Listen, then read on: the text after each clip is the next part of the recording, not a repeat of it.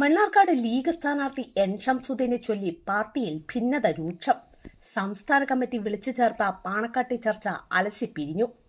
വ്യാഴാഴ്ച രാത്രി P K കുഞ്ഞാലിക്കുട്ടിയുമായി ചർച്ചയ്ക്ക് പോയത് അസംതൃപ്തരായ നേതാക്കൾ ഉൾപ്പെടെ 180ഓളം പേർ. ചർച്ച പരാജയപ്പെട്ടതോടെ മണ്ണാർക്കാട് അസംതൃപ്തരുടെ യോഗം വിളിച്ച് വിമത സ്ഥാനാർത്ഥിയെ മത്സരിപ്പിക്കാനാണ് നീക്കം. മണ്ണാർക്കാട്ടുകാരനായ സ്ഥാനാർത്ഥി വേണം എന്ന ആവശ്യം തുടക്കം മുതൽ മണ്ണാർക്കാട്ടെ സീനിയർ നേതാക്കൾ ഉൾപ്പെടെ ലീഗ് ആവശ്യപ്പെട്ടിരുന്നു. എന്നാൽ 4ാം തവണയും ഷംസുദ്ദീനെ മത്സരിപ്പിക്കാനാണ് സംസ്ഥാന നേതൃത്വം തീരുമാനിച്ചത്.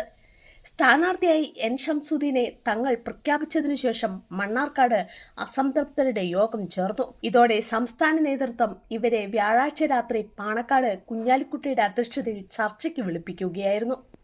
ചർച്ചയിലേക്ക് എൻ ഷംസുദ്ദീനെയും നേതൃത്വം വിളിച്ചു വരുത്തി. മണ്ണാർക്കാട് മണ്ഡലം പ്രസിഡന്റ് റഷീദ് ആലായരെ മാറ്റണമെന്ന ആവശ്യം ഇലക്ഷന് ശേഷം പരിഗണിക്കാമെന്ന് കുഞ്ഞാലിക്കുട്ടി അറിയിച്ചു. തദ്ദേശ തെരഞ്ഞെടുപ്പുകൾക്ക് ശേഷം നടപടിയെടുത്ത 20ഓളം പേരെ തിരിച്ചെടുക്കാൻ സംസ്ഥാന കമ്മിറ്റി തീരുമാനിച്ചെങ്കിലും ഷംസുദ്ദീൻ എതിർത്തു. നടപടി നേരിട്ടവരെ പുറത്താക്കണമെന്ന വാദമാണ് ഷംസുദ്ദീൻ ഉന്നയിച്ചതെന്ന വിവരമാണ് പുറത്തുവരുന്നത്. ഇതോടെ യോഗം അലസിപ്പിരിഞ്ഞു. നേതാക്കളായ ആലിപ്പു ഹാജി, ടി സിദ്ദിഖ്, നാസർ കൊമ്പത്ത്, സി മുഹമ്മദ് ബഷീർ ഉൾപ്പെടെ മണ്ണാർക്കാട് നഗരസഭ ലീഗ് പ്രവർത്തകർ, കൗൺസിലർമാർ, കോട്ടപ്പാടം, അലനല്ലൂർ പഞ്ചായത്തുകളിലെ പഞ്ചായത്ത് അംഗങ്ങൾ, പ്രവർത്തകർ ഉൾപ്പെടെ 180ഓളം പേർ പങ്കെടുത്തതായാണ് വിവരം.